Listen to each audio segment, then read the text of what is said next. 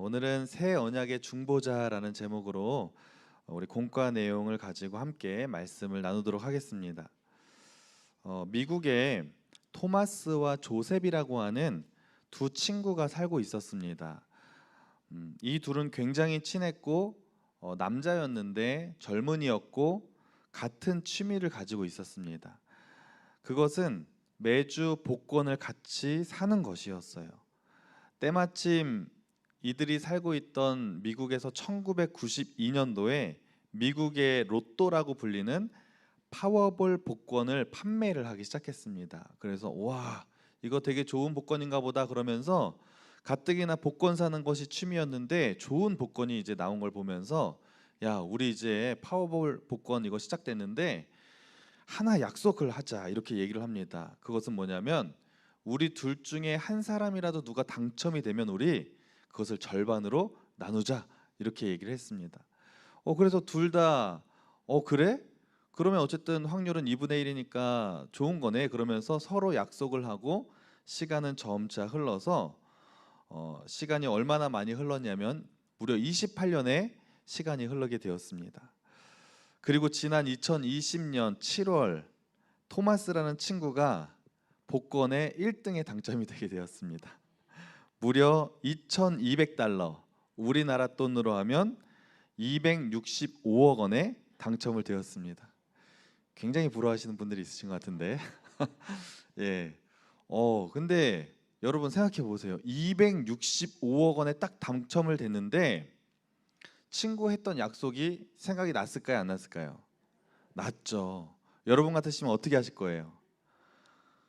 왠지 그냥 모른 체 하고 몰래 가서 돈을 찾으시는 분도 있을 것 같은데 이 토마스라는 친구는 복권이 딱 당첨이 되자마자 제일 먼저 했던 행동이 뭐냐면 자기의 절친 조셉에게 전화를 거는 거예요.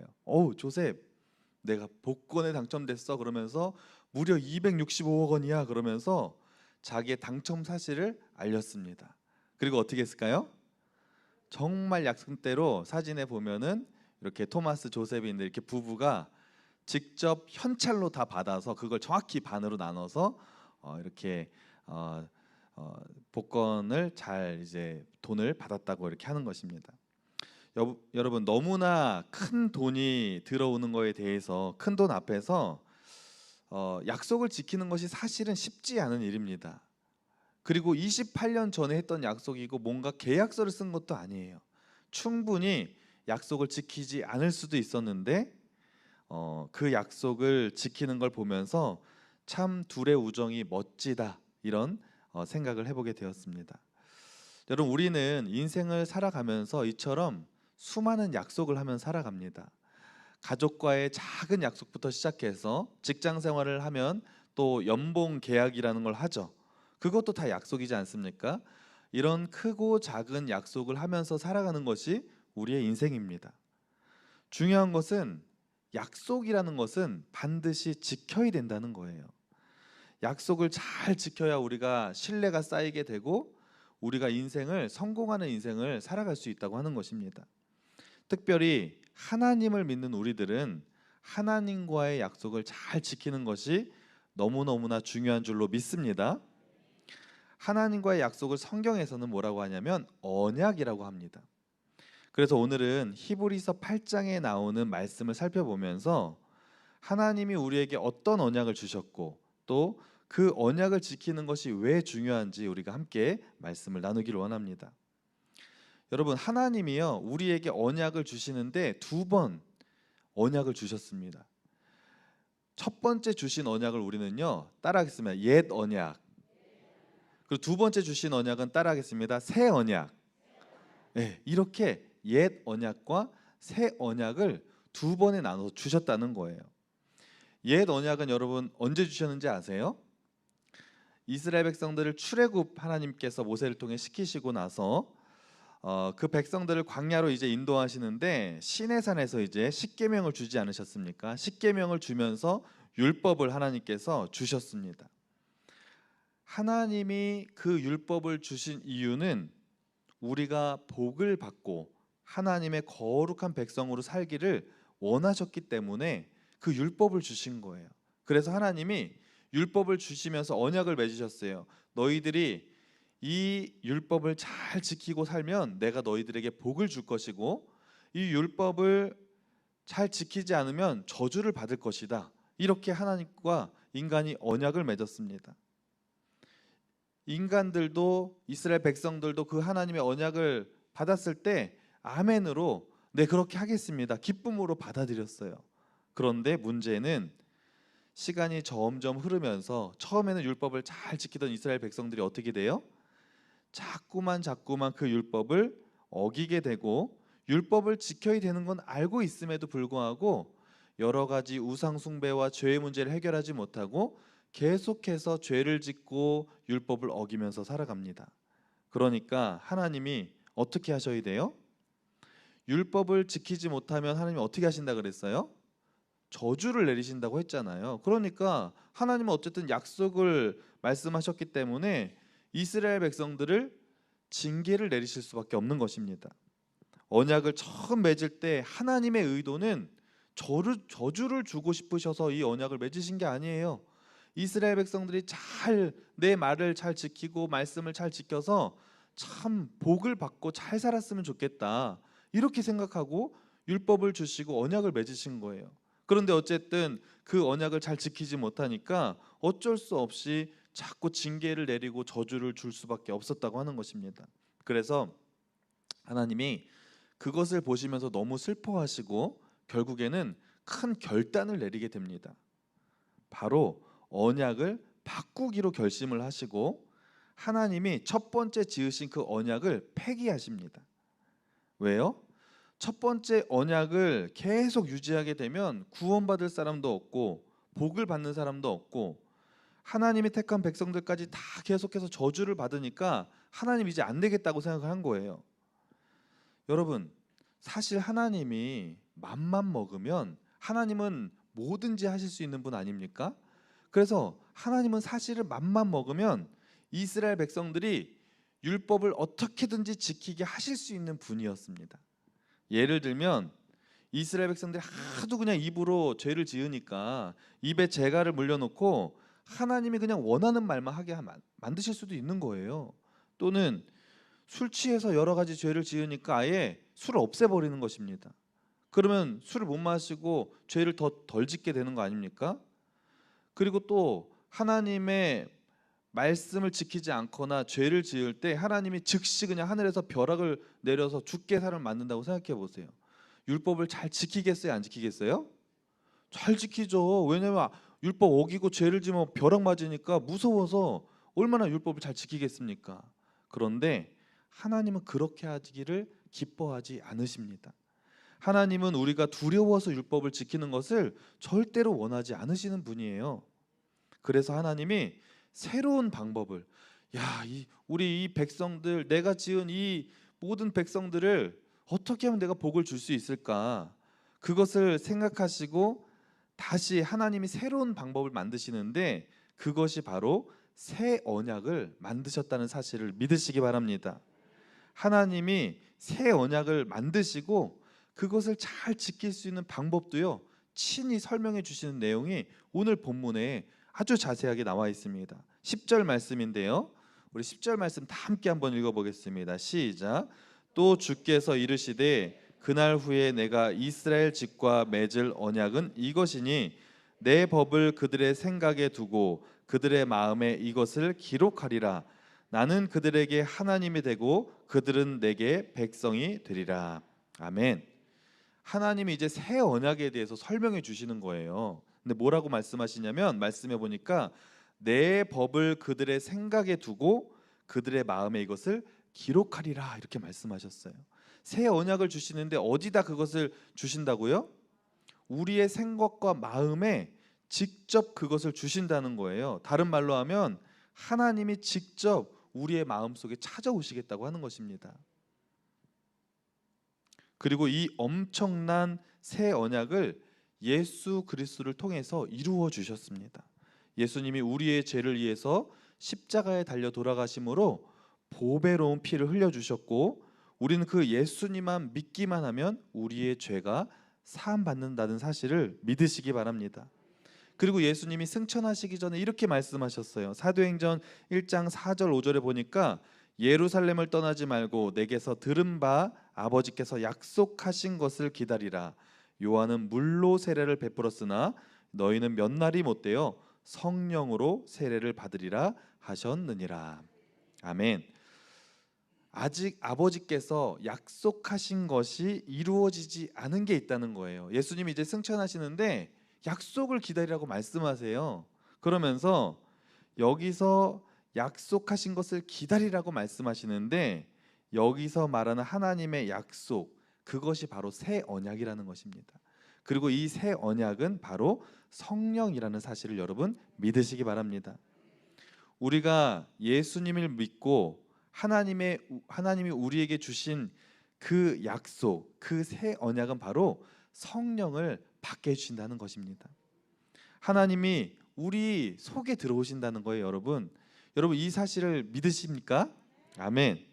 구약 시대에는 하나님과 만나려면, 하나님과 대면하려면 제사장을 통해서 또 피의 제물을 드려야지만 하나님과 만날 수 있었어요. 그런데 이제는 직접 하나님이 우리의 마음속에 들어오시겠다는 거예요. 여러분 구약에 살던 사람들이 지금 갑자기 우리의 시대에 온다고 생각해 보세요. 깜짝 놀랄 일이 지금 이 시대 가운데 하나님의 은혜로 나타나게 된 줄로 믿습니다. 고린도후서 1장 22절에 보면 이렇게 말합니다. 그가 또한 우리에게 인치시고 보증으로 우리 마음에 성령을 주셨느니라. 아멘. 하나님이 예수 믿는 우리 마음에 성령님을 주셨습니다. 그래서 우리는요 하나님을 마음속으로 느낄 수 있습니다. 여러분 하나님 느껴지시나요? 안 느껴지시는데 아멘 하시는 분도 있는 것 같은데, 여러분 왼쪽 가슴 심장에 이렇게 손을 한번 대보세요. 정말 손을 대시고 심장이 뛰는 걸 한번 느껴보세요. 느껴지세요? 네, 손 내리시면 됩니다. 여러분 우리가 심장에 손을 대면 심장이 뛰는 걸 느낄 수 있어요. 근데 굳이 우리는 심장을 이렇게 만지지 않아도, 심장을 꺼내지 않아도 심장이 잘 뛰고 있는 것을 우리는 알 수 있어요, 없어요? 다 알 수 있습니다. 성령님도 마찬가지입니다. 성령님은 더 분명합니다. 성령님께서 우리와 함께하고 계시는 것을 우리는 그냥 예수 믿는 사람이라면 바로 느낄 수 있다는 사실을 믿으시기 바랍니다. 여러분 오늘 비가 많이 왔죠? 비가 이렇게 많이 오는데 여러분 교회에 나와서 이렇게 예배 자리를 지키고 계십니다. 이거 절대 쉬운 일 아닙니다. 여러분 솔직히 오늘 교회 안 온다고 누가 막 여러분의 벌금을 때리고 막 뭐라 그랬어요? 아무도 없어요. 그럼에도 불구하고 여러분이 오늘 이 자리에 나오셔서 하나님을 예배하고 계십니다. 이거는 보통 일이 아닌 거예요. 여러분 이것은 여러분의 의지로 하는 것이 아니라 사실은 여러분 안에 내주하고 계신 성령님께서 예배하고 싶은 마음을 주셔서 여러분이 오늘 이 자리에서 예배하고 계심을 믿으시기 바랍니다.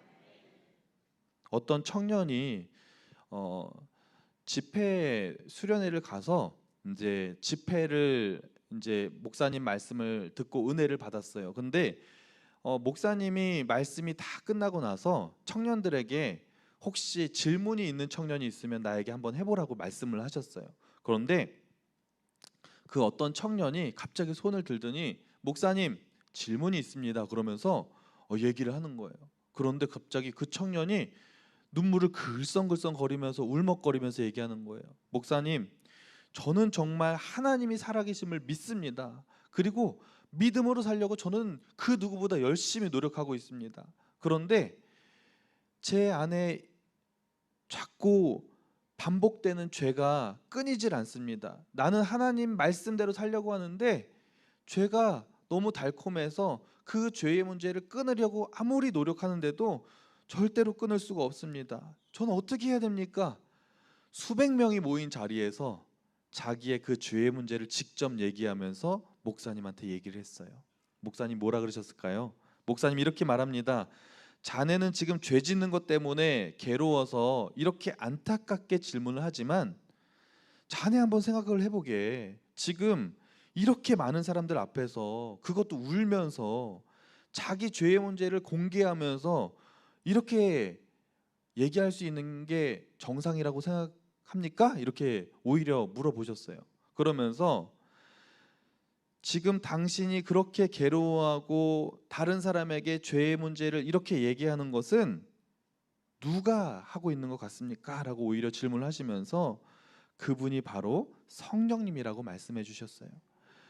자네가 지금 너무너무 죄의 문제 때문에 괴로워서 창피함도 잊어버리고 이곳에서 그것을 해결받기 위해서 정말 이렇게 질문하는 것 그 자체가 당신 안에 있는 성령님의 근심이고 성령님의 역사하심이라고 목사님이 이렇게 얘기를 해주셨다고 하는 것입니다. 여러분, 성령님을 마음에 모신 사람들은 다른 사람과 좀 다른 게 있습니다. 완전히 다른 것이 있습니다. 제일 크게 다른 것이 무엇이냐면 죄에 대한 괴로움이 있다는 거예요. 여러분, 죄 지으면 괴로워요, 안 괴로워요? 막 도둑질하면서 막 너무 기쁘신 분 있으세요?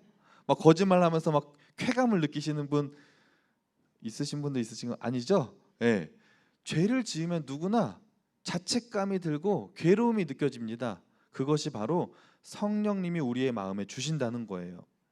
여러분, 성령님의 근심이 우리의 마음속에 있다고 하는 것입니다. 그래서 우리 안에 하나님께서 성령을 주신 것은 근본적으로 하나님의 말씀대로 살아서 복을 주시려고 하는데, 우리가 자꾸 죄를 지으면 성령님이 우리 속에서 근심하게 만들고 다시 하나님의 말씀으로 돌아오도록 우리의 마음을 움직여 주신다는 사실을 믿으시기 바랍니다. 그런데 안타깝게도 많은 성도님들이 성령님의 근심만을 느끼면서 살아가요. 성령님이 계신 건 알고 성령님을 느끼며 살아가는데 성령님의 근심만 느끼며 살아가는 거예요. 아까 그 청년처럼, 내가 죄 지으면 안 되는데, 내가 예배의 자리 좀 더 잘 지켜야 되는데, 11조 온전히 해야 되는데, 내가 다른 사람 더 용서해야 되는데 나 왜 그분만 보면 왜 이렇게 나 화가 나지? 나 좀 더 사랑해야 되는데, 더 전도해야 되는데, 이러면서 성령의 근심이 우리의 마음속에 떠나가질 않습니다. 그런데 거기까지만 그냥 그렇게 살아가시는 거예요. 그런데 하나님의 계획은요, 우리가 성령의 근심만 느끼면서 살아가는 것이 아니라 그것을 뛰어넘어서 하나님의 말씀대로 살아가기를 원하신다는 사실을 믿으시기 바랍니다. 에스겔 11장 19절에 이렇게 말합니다. 우리 다 함께 한번 읽어볼까요? 시작. 내가 그들에게 한 마음을 주고 그 속에 새 영을 주며 그 몸에서 돌 같은 마음을 제거하고 살처럼 부드러운 마음을 주어. 아멘. 하나님이 우리에게 성령을 주시는데, 성령이 오시면 말씀에 보니까 뭐라고 하냐면 돌 같은 마음을 제거해 주신대요. 딱딱한 마음을 제거해 주시고 성령이 오시면 부드러운 마음을 주신다는 거예요. 부드러운 말이라는 것은 원어로 보면은 하나님의 말씀대로 살고 싶은 마음을 우리에게 주신다는 것입니다. 여러분, 성령님은 이런 분이세요. 우리가 죄 지으면 근심의 마음을 주셔서 그것을 돌이키게 만드시고 계속해서 우리에게 내주하시는 성령님이 하나님의 말씀대로 살고 싶은 마음을 우리에게 부어주신다는 사실을 믿으시기 바랍니다. 시편 1편 1절 2절에 이렇게 말합니다. 복 있는 사람은 여호와의 율법을 즐거워하여 그 율법을 주야로 묵상하는 자로다. 아멘. 여러분, 이 말이 무슨 말씀이냐면 말씀을 듣는 것을 좋아하게 만드신대요. 여러분, 오늘 말씀을 듣는데 마음이 기쁘신 분 있으시죠? 그리고 은혜 받는 것을 즐거워하시는 분들이 있어요. 제가 보기에는 오늘 수요 오전 예배 이렇게 비가 오음에도 불구하고 빠지지 않고 오시는 분들이라면 기본적으로 은혜를 사모하는 마음이 있기 때문에 이 자리에 오신 줄로 믿습니다. 성령님께서 여러분 안에 하나님 말씀을 듣기를 즐거워하고 기뻐하게 하신다는 사실을 믿으시기 바랍니다. 그런데 어떤 분은 왜 나는 성령의 근심만 느끼고 성령께서 내 마음을 변화시키는 것을 경험하지 못하는 분이 있어요. 왜 그런 것일까요? 왜 근심만 느끼고 성령이 내 안에 내주하신다면 하나님은 분명히 말씀대로 살기를 성령께서 역사하신다고 그러셨는데 왜 내 삶은 변화되지 못하는 것일까요? 그 이유가 있습니다. 그것은 여러분이 성령님에 대해서 주목하고 살고 있지 않기 때문이에요. 성령님이 계신 건 알고 있어요. 그런데 그것을 주목하지 않습니다. 성령님이 내 안에 계신 것은 알아요. 그런데 정작 우리가 삶을 살다 보면은 성령님에 대해서 별로 생각을 안 하기 때문에 성령님이 역사하셔도 우리는 그 능력을 받을 수 없다고 하는 것입니다. 데살로니가전서 5장 17절에 이렇게 말씀하고 있어요. 쉬지 말고 기도하라, 이 말씀이 있습니다. 많은 성도님들이 이 말씀을 딱 보면은 기쁨으로 받기보다는 마음속에 부담을 느낍니다. 아, 그래, 기도해야 되는데, 더 열심히 기도해야지, 기도 시간 더 늘려서 더 열심히 믿음 생활해야 되는데, 그렇게 하지 못할 때가 많이 있죠. 그러면 우리의 마음속에 이 말씀은 부담으로 다가옵니다. 왜 그런지 아세요? 쉬지 말고 기도하라, 이 말씀을 딱 보는 순간 이 말씀을 어떻게 받아들이냐면 모세의 율법처럼 받아들이는 거예요. 어떻게 생각하냐면 쉬지 말고 기도하라 딱 말씀을 보는 순간, 그래, 쉬지 말고 기도하면 하나님이 역사하시지. 그런데 기도 안 하면 너는 이제 아무것도 못해. 나는 기도 안 하면 아무것도 못할지도 몰라. 이런 마음이 우리의 마음속에 무의식 중에 들어온다고 하는 것입니다. 이런 생각은 아직도 옛 언약, 모세의 율법처럼 우리가 그것을 받아들이고 있는 거예요. 새 언약의 축복을 받은 사람은 이렇게 생각 안 하고 다르게 생각합니다. 어떻게 생각하냐면 새 언약의 말씀을 믿는 사람은 쉬지 말고 기도하라, 이 말씀을 보면 쉬지 말고 기도해야 될 텐데, 쉬지 말고 하나님 기도하겠습니다, 이렇게 하는 것이 아니라 쉬지 말고 기도하게 해주시는 하나님을 찬양합니다, 이렇게 반응하는 거예요. 주님은 그렇게 저에게 역사해 주실 줄로 믿습니다. 여러분, 이렇게 반응해야 될 줄로 믿습니다. 이것이 바로 새 언약을 받은 백성들이 하나님 앞에 취해야 될 태도라는 것입니다. 로마서 8장 26절에 우리 말씀 한번 같이 읽어볼게요. 시작. 이와 같이 성령도 우리의 연약함을 도우시나니 우리는 마땅히 기도할 바를 알지 못하나 오직 성령이 말할 수 없는 탄식으로 우리를 위하여 친히 간구하시니라. 아멘. 여러분, 성령님은요, 우리의 연약함을 아시고 늘 우리를 위해서 기도하고 계시다는 사실을 믿으시기 바랍니다. 우리가 기도를 잘하고 싶으면 내 노력과 내 의지를 내려놓고 그냥 성령님께 주목하는 거예요. 성령님은 여전히 우리를 위해서 기도하고 계시고 일하고 계십니다. 그러니까 우리는요, 내가 뭔가를 잘하려고 하면 안 돼요. 우리는 연약하기 때문에 금방 지치고 넘어지고 낙심합니다. 그런데 성령님을 주목하고 성령님의 리듬을 타면 성령님이 우리의 삶을 그렇게 이끌어 가신다는 사실을 믿으시기 바랍니다. 말씀을 정리합니다. 하나님이 우리에게 율법을 주신 이유와 목적은 우리에게 복을 주시고 거룩한 하나님의 백성으로 살기 위함이라고 말씀을 드렸습니다.